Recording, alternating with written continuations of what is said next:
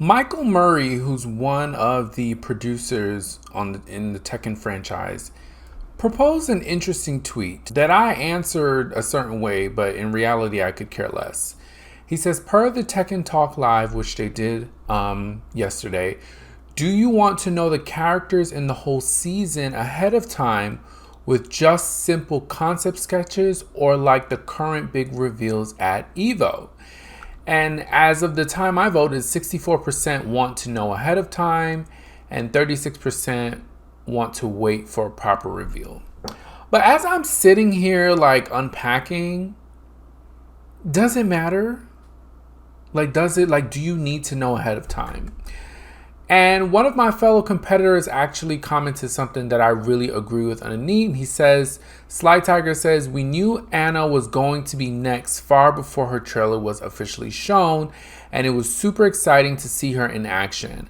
I think it would be a similar case if all the characters were announced ahead of time. Showing official trailers when they are finished is still exciting. And I must agree with this. They gave us that little tease of Anna. We didn't know when she was coming. We didn't know if she was coming the next season. And then bam, we get her trailer. And it just made it that much more exciting. Another fellow competitor, Keegwin, he said, know ahead of time for returning characters. Leave new and guest characters blank. And I think that's also an interesting way of looking at it as well. Keeping some things hidden, but knowing what you're getting into.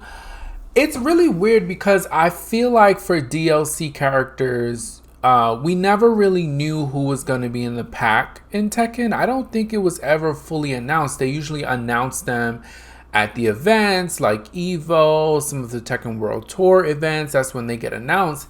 And I don't know that knowing the character ahead of time, ahead of the trailer, really is going to change most people's opinion or action in purchasing the season pass. Like, I'm not sure that it makes a difference. I voted to see it ahead of time, but the reality is I'm going to buy it anyways.